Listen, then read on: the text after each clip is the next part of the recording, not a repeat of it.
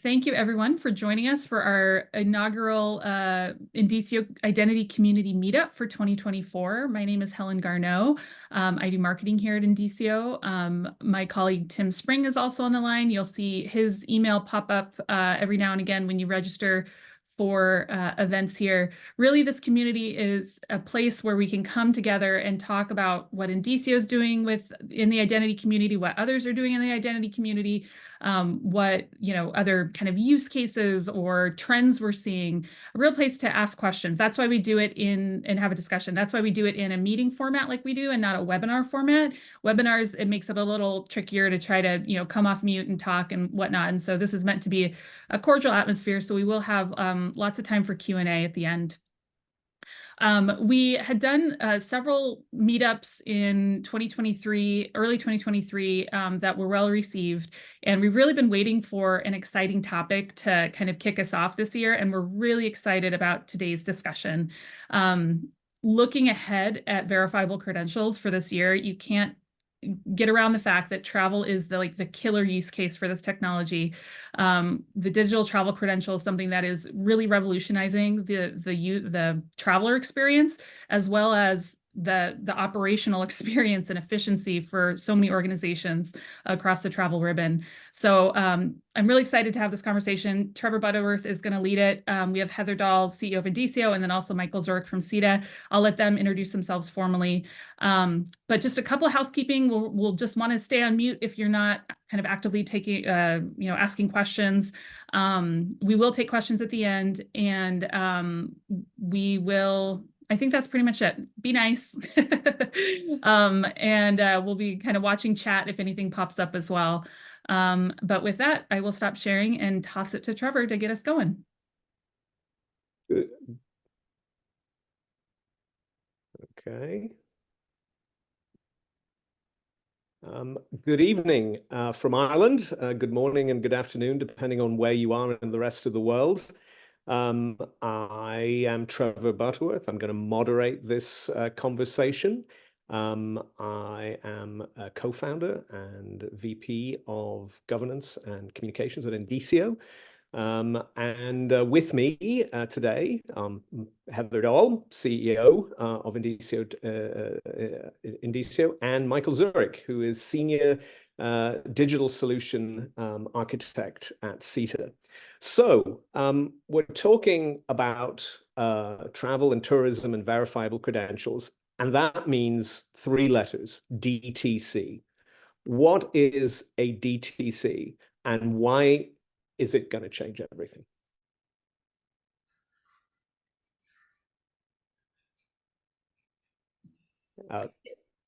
Either one of you can launch into that. It's good afternoon. You put it out there and it's just dropped on the table. It's like, where do we start?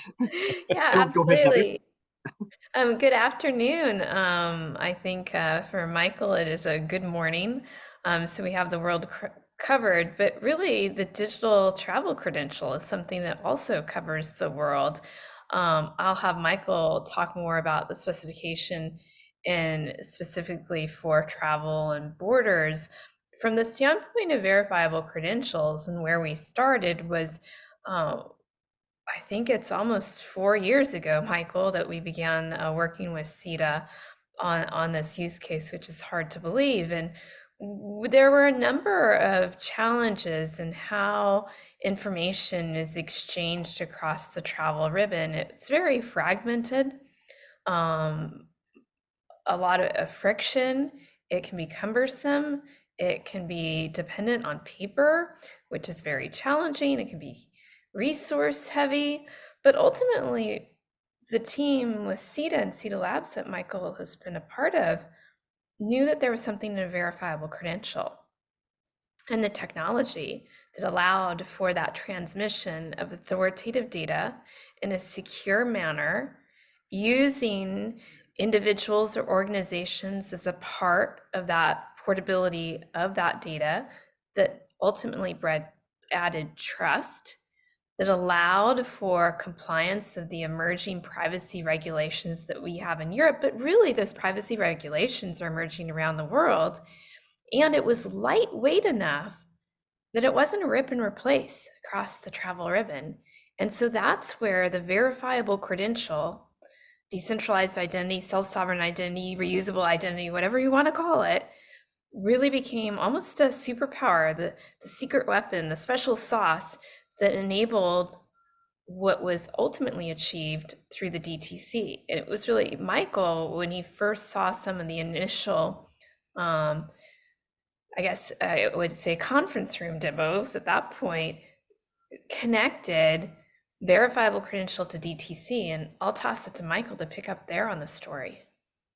And before you do that, Michael, maybe we should also explain why it's a DTC and not a verifiable credential. What does DTC stand for? So let me just give a bit of background where I came from for context of where the DTC fits. So, you know, the problem is in the travel industry, governments, as the regulator, want to be confident that the identity document can be deemed authentic. It's not fraudulent. There's no one that's trying to do human trafficking or trying to go and, sneak into a border to claim asylum. Countries want to maintain their sovereignty, and that's the big need. They maintain their sovereignty and they control who can come in and come out of the country. That's the business problem. It's about sovereignty, which fits in well because when you look at documents, because of the nature of data and travel and how fluid and flexible and dynamic it is, the industry has had problems for the last 10, 15 years on how do you digitize it. And it always went back to the same question. You digitize a document into a database, central, honeypot of information. So how do you maintain your country's sovereignty on a centralized database that's constantly changing? Well, countries have all these agreements and information sharing and, all that stuff. It adds to the complexity. So when you want to give something to a traveler, as they go through the ribbon, that's easy, it can't be done with how it was done historically. So enter in the new paradigm change, self-sovereign identity. It's about taking the data that is centralized and putting it into the hands of the traveler. It's in your phone, it's in your device. But how can it be trusted? How can it be deemed authentic and legitimate? That's where the DTC comes in. So the digital travel credential is actually a specification that has been defined by ICAO, which is under the United Nations, formed in 1948 after World War II, and the world was starting to enjoy the wonders of this beautiful new aircraft that was closing the distance to go and do things. They defined a bunch of standards around how can countries trust and accept travelers across the different jurisdictions, and ICAO set those rules. So your passport, right in hand, your passport, everything about it is defined as a standard from ICAO. How it's print, the font, the types of security controls, and most importantly, the little, I know there's the blurring on there it is, the little chip symbol on your passport.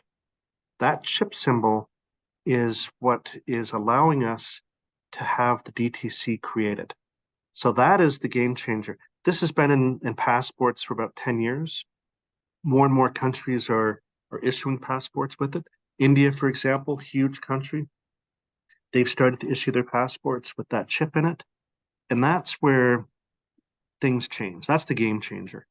The chip, based on the standards from ICAO that countries have ratified, and that's important. Countries have ratified. That means they accept it for travelers' identity. So now you can start to say with that DTC, you can open up all of those manual inspection points where a passport was handed to someone before and said, here's my identity. They have to open it up, look at the picture on the passport, look at me. Very time consuming, and it's not infallible. People modify documents, they can change things. The electronic controls that follow the DTC specification have all of the security hashing and encryption, all of that stuff behind it that we could now use to automate. That was the game changer. It was how can we take that chip data that can be authenticated as true and use it to alleviate the touch points for travel. And that's where it fit beautifully with verifiable credentials, because You now have that chip, you wrap it as a verifiable credential, that's the envelope on how it's shared, and all of a sudden open standards, wallets, general community, across different stakeholders, different jurisdictions, you've solved it. And that's what we've done with our demonstration and our use of how verifiable credentials makes the DTC real. Without it, DTC is just a bunch of bytes. So you can literally take a cell phone, scan your passport, read the chip, ingest the information, and turn it into a verifiable credential. There are probably a couple more steps there, but what are those other steps? So if you think of the relying party that's going to be receiving that verifiable credential, they want to have the confidence that the due diligence done and the derivation of that DTC in issuance of the verifiable credential meets a high threshold. So what does that mean? Well, I'm the holder, I know my screen is blurred, but I'm the holder of my passport, I'm the holder of my phone, and I'm going to use biometrics to make sure that I'm the one that's copying it onto my phone. Liveness checks, photograph checks, biometric one-to-one. The face on the phone is the face on my chip on my passport. It's a liveness check. I'm not trying to morph it, or I'm not trying to do anything that is, photograph in it. That's a higher level of confidence. So now I know, the phone owner and the passport owner are one and the same. And then the most important check is, how can you make sure that the passport is real? The passport hasn't been manipulated.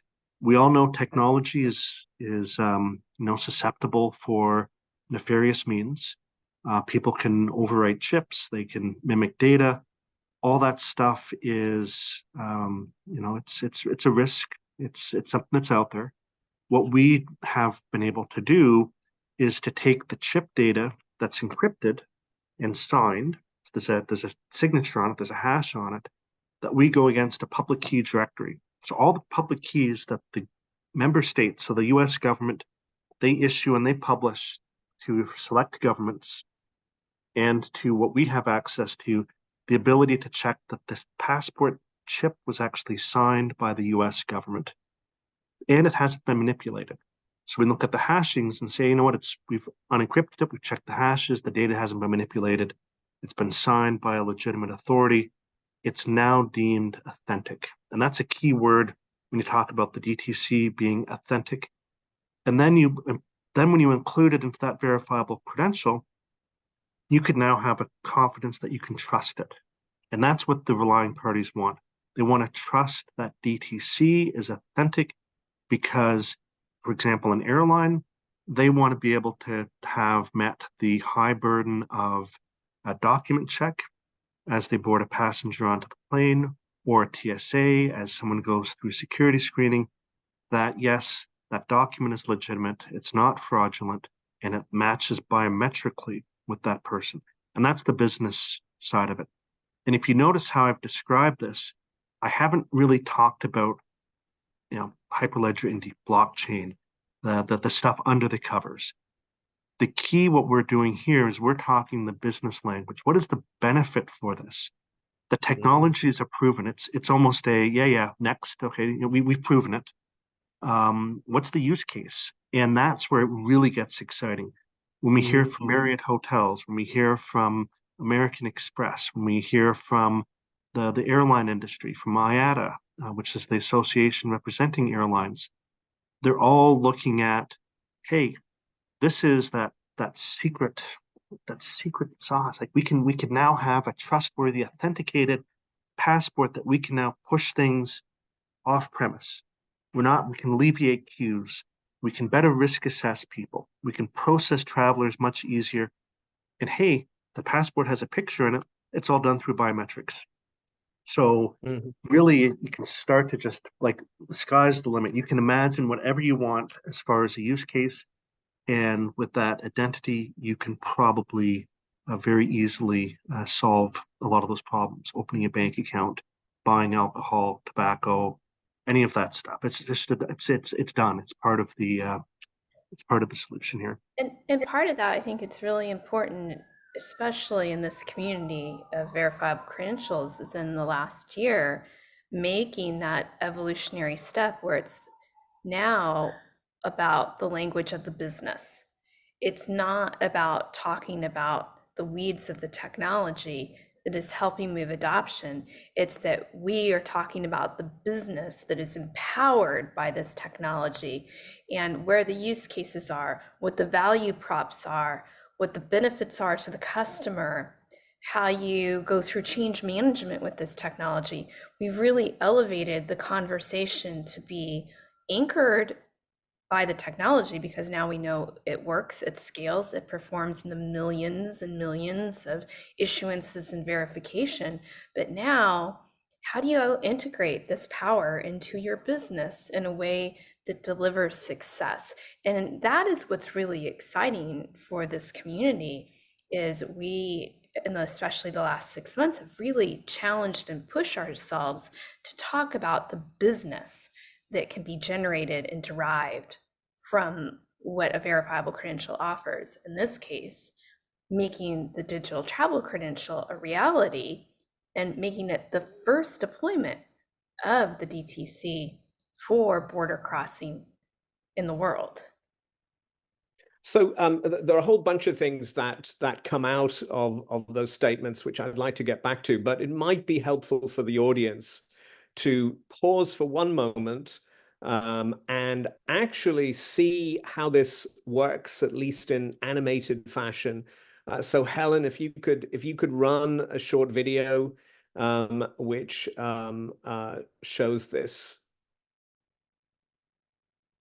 Sure. Are And you then, seeing full screen of the yes, video? we're seeing Okay, full screen. Yeah. great. And give me a thumbs up if you can hear it as well. No When sound we yet. travel and take a flight, the experience it Oh, I have to mute myself. Hang on one second.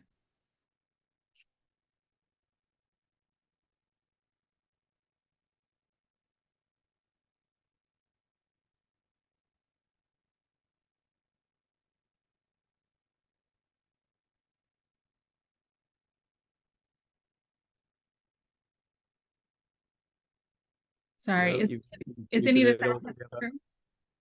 Just unmute yourself. Okay, and you can hear it if I unmute myself? Yes. Okay, wonderful. travel and take a flight, the experience isn't always a smooth one.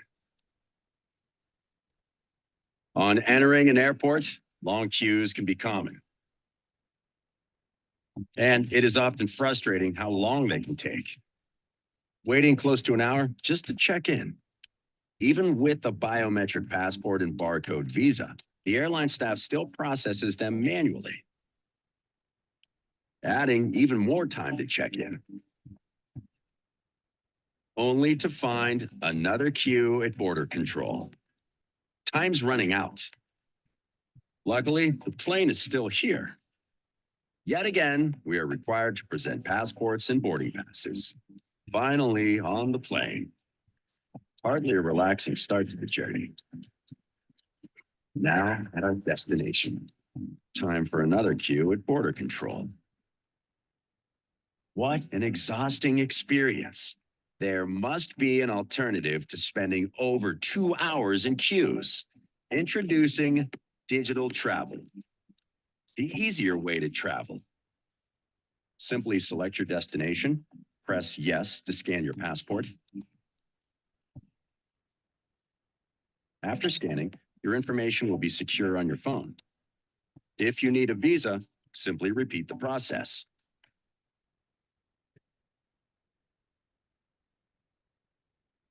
Then take a selfie to verify who you are. Just try not to smile. In a matter of seconds, your boarding pass is ready. At the airport, take your bags to your airline self-service kiosk. Be biometrically recognized. Then follow the on-screen instructions.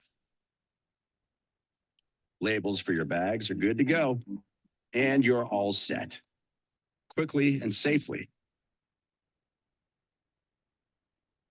Through border control, the difference is clear. Nice stuff they have in duty free. Welcome to the walk-through boarding gate. a much happier experience. Back at border control, enjoying a stress-free, faster journey. Enabling digital travel through airlines, airports, and borders. Welcome to the future of travel. Digital travel by CETA. So now, if I understand that correctly, Michael and Heather, in the tests in Aruba, it was a lot quicker than that. It was a lot quicker than that video indicated. Yeah, so I think what we're going to see in the industry is, you know, as the technologies get out there, let me see if I can phrase this right. So answering your question, Aruba at the border was sub-second for me. I walked through, I almost missed it. Yeah. Wow.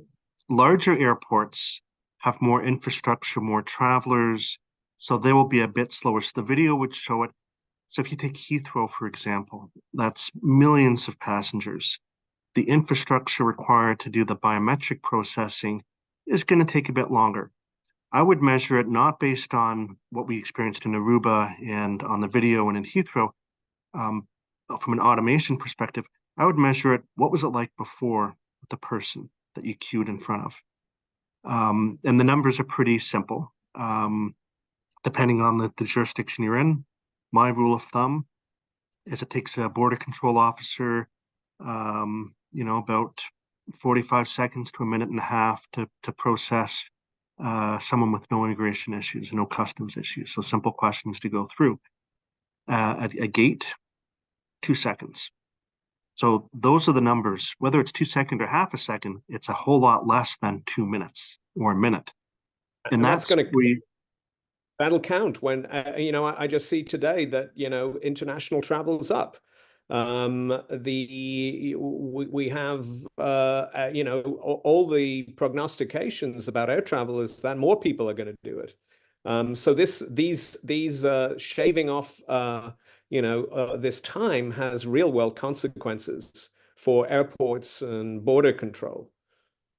Yeah, and you know, if you look at the true power of having your DTC as a verifiable credential in your wallet, it's that you can do more and more off airport. So you're not waiting in a queue, you're actually at home or in your hotel doing it at your convenience 24, 48, 72 hours before your trip. And as the video showed, you're not rushing, you're not sweating, you're not waiting. Like rushing to wait is not a pleasant trip. You want to get to the airport and know that I've met all my obligations. I just can walk through from the gate to the plane, through immigration to the beach and enjoy myself. That's the vision of travel in the future. And if you can have it as a verifiable credential that's trusted from your phone, that's the solution. That's the way forward. The European Union, IATA, CETA, that's where everyone is moving towards, is verifiable credentials as the mean for allowing the proper security controls and ease to share private information, personal information that's compliant with privacy rules, GDPR in the European Union. You know, US has a lot of privacy concerns around biometrics. It kind of is that magical thing that all came together at once. It's perfect from an industry perspective. Well, magic doesn't happen. Magic in industry is the result of a lot of hard work and collaboration. So I want to just go back to the points that you, Heather, were making about this, you know, decentralized identity, self-sovereign identity, reusable identity, whatever you want to call it, has been on a long journey. And but with the digital travel credential, it is hit liftoff and escape velocity into the real world. And as you said, that requires a different language. I mean, one of the interesting things that strikes me is that here you have the airline industry, airports and borders, all super conservative when it comes to technology because the stakes are so high. And yet here we are seeing leading edge innovation. which I think is a testimony to the security and robustness and resilience and simplicity of this technology. But then I'm biased. But how a lot of things had to go right in order to get to 2 seconds to cross a border in Aruba. So what are the kind of, how did all this happen? How did you manage this, so much change among so many stakeholders? I suppose if is there one word that can really sum up what it all means to them? One word to sum up what it all means. The first thing that comes to mind is wow. And that's because when we talk about the last time I crossed the border in the arrivals hall at the Aruba airport, I blinked and I missed my clearance through. And it's because we're so conditioned to wait and hurry up and wait and wait and wait for the spinning wheels and wait some more, that when I went there, the border immigration officer like, go. I'm like, what happened? And they're like, no, you're clear. I'm like, wow, like I work on this. And I was stunned at the performance I experienced in that arrival. And it was, wow comes to mind because of the customer and the traveler experience is beyond anything that we've had. There are some programs or systems that are very fast in resolving you when you arrive in an airport, but you have to remember, I was cleared for the border before I left my home to get on the plane.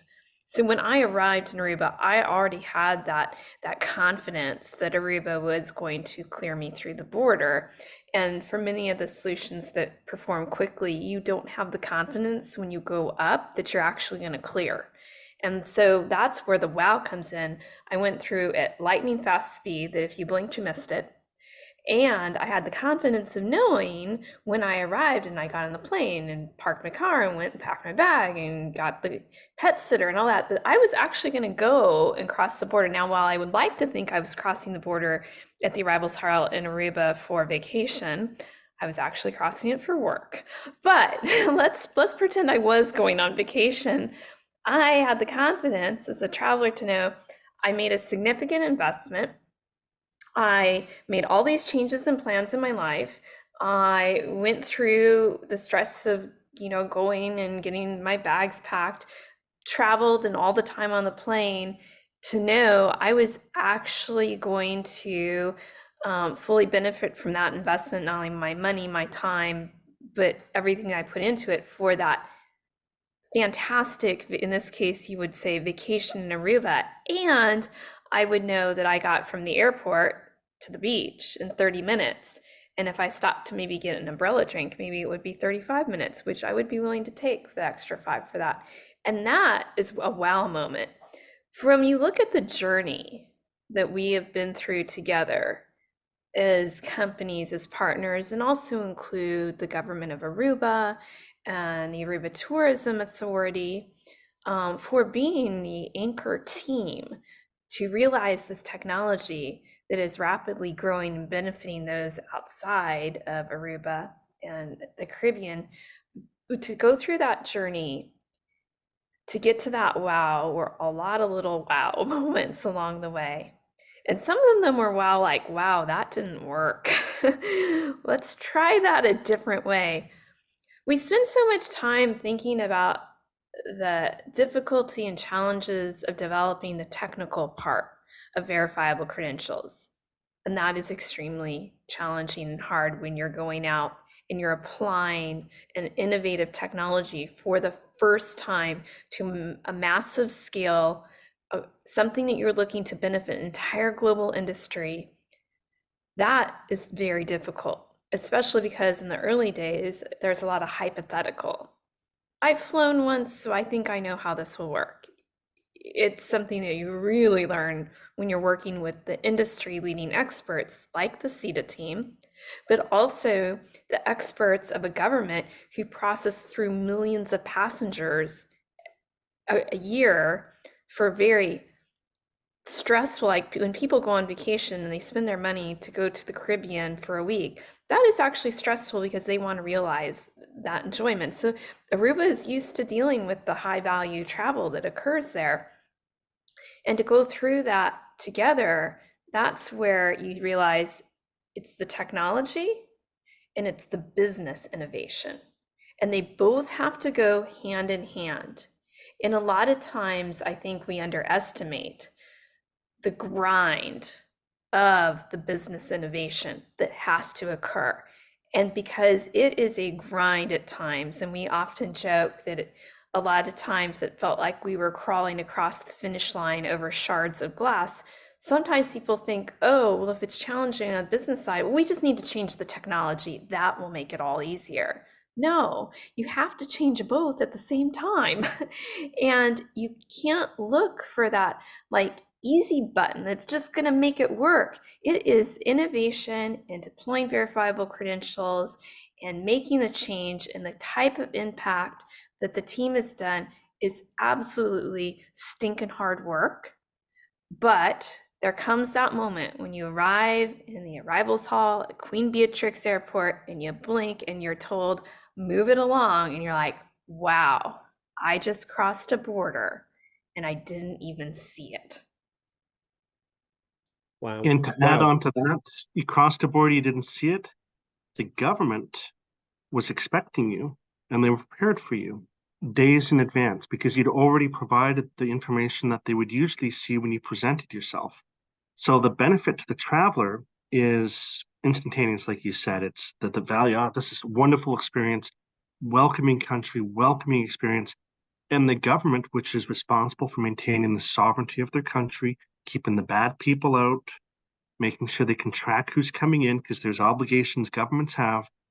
They did that days in advance. They didn't have to rush it through within that 40-second, 1 minute time where you're talking to an officer. So it really does satisfy a lot of different stakeholders' needs, and it exceeded. It really did exceed. And excited, I think, is another word. You said the wow factor. I like the excitement factor. I travel quite a bit. I've worked in the industry for more than I care to admit. And I can definitively tell you, and I'm not biased, I'm talking factual, the experience with going through the border crossing in Aruba was the smoothest, most seamless, fastest experience I've ever had. Thousands of border crossing experiences and travels. I missed it. I was actually a bit disappointed. It's like, well, it's green. Well, no, wait, I want to take a picture. I wanted to like watch the moving parts that we've worked on. It was just seamless, so quick. And the officer that was overseeing it, like you said, Heather, just waved you through. That's it. It's like, but I'm not used to this. I want more. Like I want to like. That's it. It was, and that is the transformation. That's the disruptive transformation that we've been able to demonstrate that can only be brought to you with verifiable credentials. That's the right now that the industry has played around with so many different technologies over the years. We've been able to show it works, it's easy, it's adaptable, it's extensible, it's authenticated, it's secure. All of the concerns we've proven, and it was easy. Like it was extremely easy. I just off my phone on the done. So what is 2024 going to look like in the age of the, as it welcomes in the age of the DTC? You said extensible. We've talked about Aruba. What are we going to see in the short term? And then, what's it going to be like 3 years, 5 years from now? So if we look what COVID did to the travel and tourism industry, is it forced the industry to move to more touchless systems. So airports started to invest significantly into biometrics. I mean, you can look at Newark Airport, the United Terminal, fully biometric airport. You can do anything, any touch point through your face. Airports have been investing significant billions and billions of dollars around the world to get the equipment out there. Now, How does the equipment have value to it? Well, it has to be used. How do you use it? Well, that's in the hands of the traveler. Privacy preserving, I want to consent to give the information because I want to control who has my biometrics and I want to enjoy that experience. So where things are going in the future now, those investments for biometrics, they want to connect it to verifiable credentials. IATA is working on that. Union is working on that. North America is working on it. You know, all of the countries are saying we have to, we have it, we have the pieces here. So we're going to see this year connecting things together and being able to show that the investments over the last 5 years for biometrics can be amplified through verifiable credentials and the DTC. And that will be this year as countries start and airports start to say, let's do this, let's try it out, let's experiment, let's pilot. Now, travel industry, as you said earlier, it's a laggard industry. COBOL is still running on a lot of the back end systems. You'll still find some green screens at some of the back offices. The reality is it's an industry that is highly fragmented and on aging systems. So change from an IT perspective, it has to fit in, and that's what we're proving is it does. So I think this year it's going to be a tremendous amount of interest tactically on airport space, but I think people are going to go and say, well, what about beyond the airport? Car hires, hotels, sporting venues, stadiums, concerts, like anything, a pop-up for an event where you want to be able to say, here's a biometric camera. Lounges, put it out to, I don't know, vending machines. Like really, I think it's endless possibilities for how other businesses want to innovate based on the foundation that we've demonstrated in a very complex, regulated world. And travel, as I love to say, travel is based on exceptions. There is no standard set of travelers. It's a set of exceptions. I got a young child, an old child, I got an elderly with me, I got a group, I'm by myself, I'm a business traveler, I have a visa problem, I have this passport, I have that passport, I'm going here for for business, I'm going here for pleasure. There's so many different types of travelers to get that common denominator. It's anchored in the DTC. That's the golden nugget, that little piece that we've been able to normalize with the DTC. So I think this year it's going to be a lot of interest and expansion into airport environments, airlines, and then the idea is that's what I'm exciting to hear about is what are people thinking that's out there? What things we've never thought of before that we can see disruptive in other industries.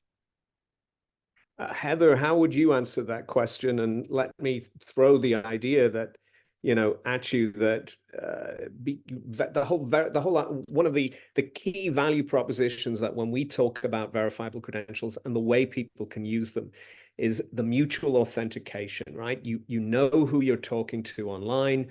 You all you're talking to your airline. The airline knows it's talking to you, and that all happens seamlessly. That suggests so in addition to this super powerful digital identity, it's really, I mean, how can you get a more powerful digital identity than a kind of a biometrically verified, protected, secure passport? But you are also adding in, you have the opportunity for personalization and personalized communication, and the development of all kinds of services and integrating products. And what do you see happening in the next year and then maybe 5 years out? The groundbreaking work that happened over the last 3 years, 4 years with CETA, Aruba, and Indicio, what it did was it allowed us to actually simplify after all the hard work and the challenges we faced. We actually came out of it with a more simplified deployment. So all of the things that were causing a lot of consternation or blockers or adding a layer of complexity that just wasn't needed. We were able to get rid of all of that and point other companies, organizations, and industries and how you can actually do this smoothly. Because what we've learned is you don't need to do this, or you can simplify that, or this is actually a blocker that isn't really something that you need to think about at this point.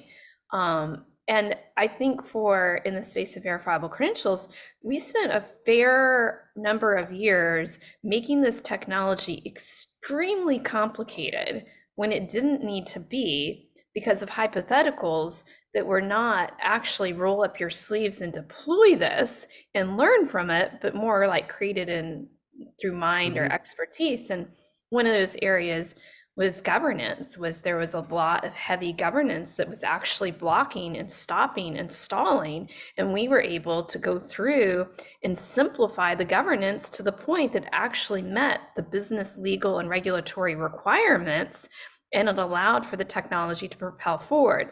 And what that meant, because there have been other industries, companies, and organizations looking at this technology for a number of years at this point, they saw this sudden and rapid production deployment of the digital travel credential, which was an industry global standard that is trusted. And they looked at that and they said, oh, well, the challenges of waiting in line, the challenges of trying to get authoritative data, the challenges of meeting privacy compliance, the challenges of delivering a better customer experience, the challenges of law enforcement security, all of those actually apply to my company or industry, even though I'm not in travel. Can I take what has been deployed with the DTC and apply that directly to my problems, my company, and what I'm trying to do? So when I look ahead in the short term and long term, we're seeing deployments and production solutions outside of travel that are benefiting from the DTC. In some cases, they actually want to use the DTC. But when you look at areas like education, agriculture, sports, financial services, what I mean by that is everything from banks to money transfer. When you look at governments, and when I mean governments is not necessarily immigration border control, but other agencies dealing with licenses, they're all picking up what has been successful with the DTC, and they're seeing a clear path forward and applying that to the solutions that they're deploying in the technology. So we have we've already received a message saying, can we open this up to the floor for questions? So Michael, hold any thoughts? So who has a question? You can either type it in the chat and I will read it out, or I think we can allow you to, can we allow you to speak directly? What's the situation there, Helen or Tim? Yep, that works. They can come off. Hi, Norm. Hello. Can you all hear me? Yes. Yep. Great. Well, first of all, thank you so much for this session. It's very, very exciting to see some digital identity, self-sovereign identity actually finally be executed in this market after I and many others have been talking about this for many, many years. My question concerns expanding this to the rest of the industry. You've said about hotels, you said about that, but I'm working with some large corporate travel entities, global companies, and we're looking at independence and portability through SSI. But we need that, you know, if we go that route, we need it to be interoperable with the entire system. Now, recognizing that's going to take a number of years for that to happen, but where do you see this going beyond the passport ID and actually become a full travel ID that would contain preferences that could even get down to a policy of one if we choose to do that through through corporate travel? So I'm just wondering the timing that the panel believes for a more comprehensive travel industry rollout. So you're starting to touch upon some initiatives within IATA. So they're really looking at what you're talking about, the preferences, the OTAs, and it's a complementary set. So once you can anchor an identity on the industry, adding preferences, adding other things onto it becomes a lot easier because you can always go back to that trusted identity, that person that you have. But Now, the problem with the industry, and when you talk to OTAs, they don't really care about identity. They care about selling something. And so there's some things that but have to flush out I on how. I wasn't talking about the leisure component. I was talking about corporate travel, managed travel. And when I hear you say IATA, I hear air. I don't hear the rest of the trip. I don't hear necessarily a move for a total travel identity versus a point identity. That's here's your digital credentials, here's your access to the airline. I mean, that's always been our problem in the industry. We do these piecemeal segment-oriented solutions and we forget to look at the entire process. I'm gonna go back to. I'm sorry to I'm gonna interrupt, go by back the way. to the. No, I'm just cognizant of time here. But I'm gonna go back to when I made the comment about green screen mainframe COBOL. Or TPF. Exactly. So the PNR record, passenger name record, is not just air. It's the full journey of that trip that's created by the traveler with that agent, whether it's an online travel agent or whatever party they go through. That PNR record has car hire, hotel, you want to get an excursion, you got a cruise ship, all of that's within it. And when I was saying IATA's looking at changing it, they want to fundamentally change the PNR. The problem is the legacy systems that rely upon it. It's going to take time to happen. So when you look at a hotel, and a couple things come to mind.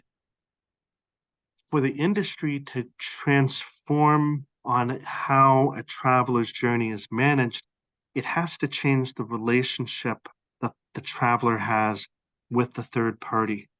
Right now, the relationship is with your travel agent, with an airline or a hotel directly.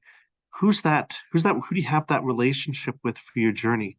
And I think that needs to be figured out so that you can have that one common identifier that links you across everything.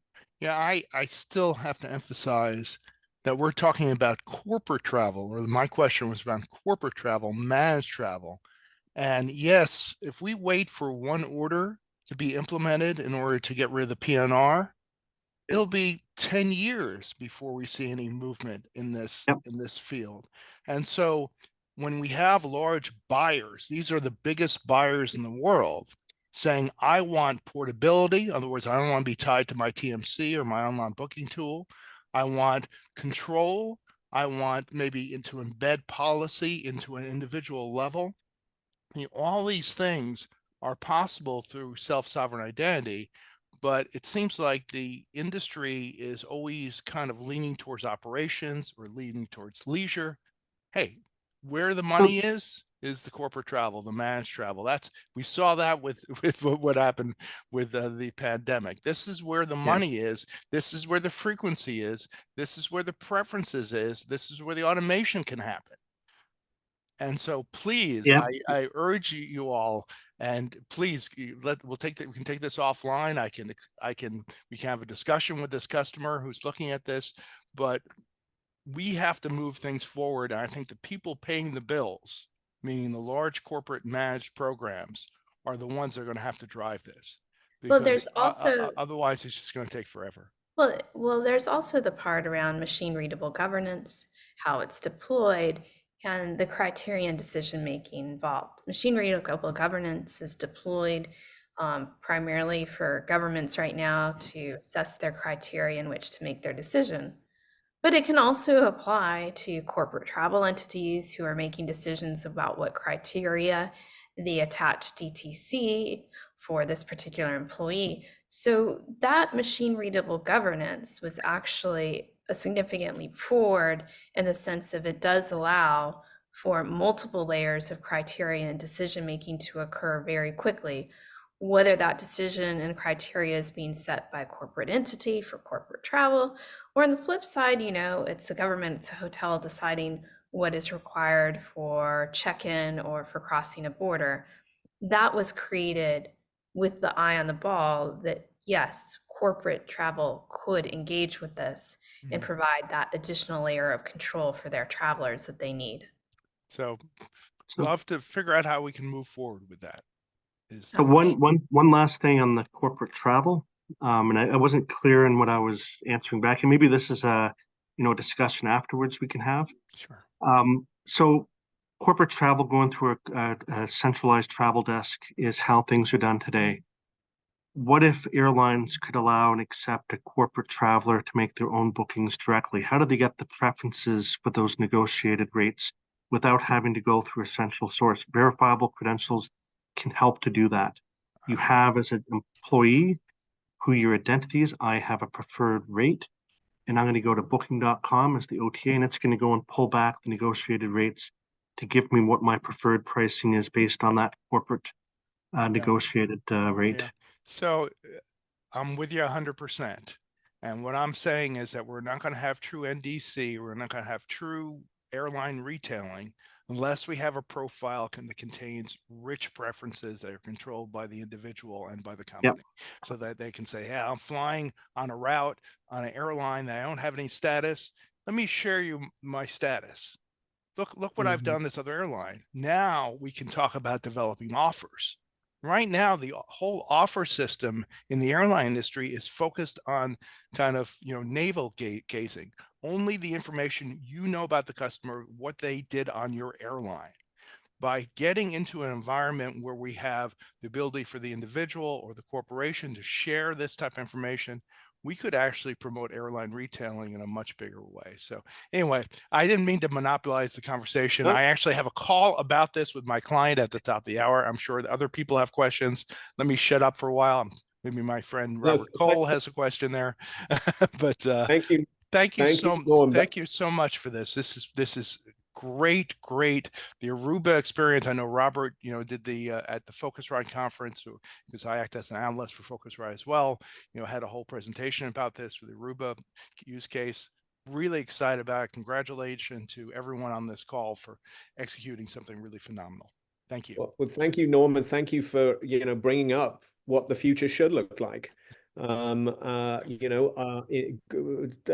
of a new era and a new level of personalized digital interaction. Does anybody else in the waning minutes of this meetup, does anybody else want to raise an issue, ask a question, make a point?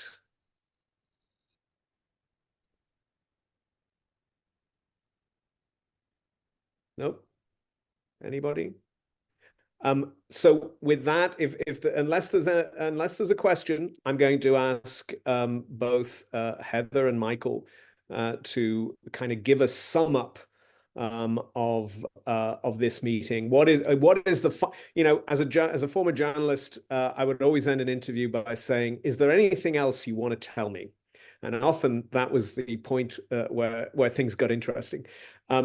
Is there anything else you want to tell me or tell this audience? I'm looking forward to being here next year and everyone looking back and saying, wow, as Heather used that expression. I think it's going to be a wild ride in the next 12 months. And I think everyone on this call is going to be excited to be part of it. So it's going to be a fun year coming up. Great, with lots of travel. The partners in which you develop and deploy are critical. And having the understanding that success is the result of millions of small steps. And regardless of how challenging it is to take that small step each day, that you keep going together and that you're there to back each other up. And that has been what has been very special about making the success with SITA and Aruba has been the partnership and also the commitment of the service that we felt we were doing for an entire industry, that what we learned, we were going to pass forward so others didn't have to take as many steps as we did. Very good. On that note, thank you, everybody. I'm going to pass it over to Helen, who's going to tantalize you with some details about our next meetup. Again, thank you to the speakers, Michael and Heather. Thank you.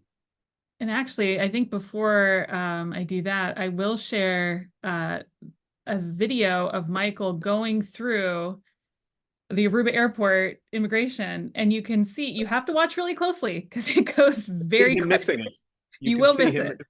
Okay, I'm gonna keep it on mute, and you can watch this whole video. I'll put all the links and stuff in the follow-up. So just wait a second. There he goes. He's already done his DTC. He's already sent the information. And there we go. That was it. So I thank you, both of you, for coming, and thank you for showing us what hopefully is in store for the travel experience for everybody. With that, we will also be holding our next identity meetup in February on the 27th. We have a lead on another use case that is really interesting, and I'm just going to leave it at that. You should come February 27th to learn about this very, very, very cool deployment of verifiable credentials in a completely different sector than what we talked about today. So if you want to learn more, join us next month.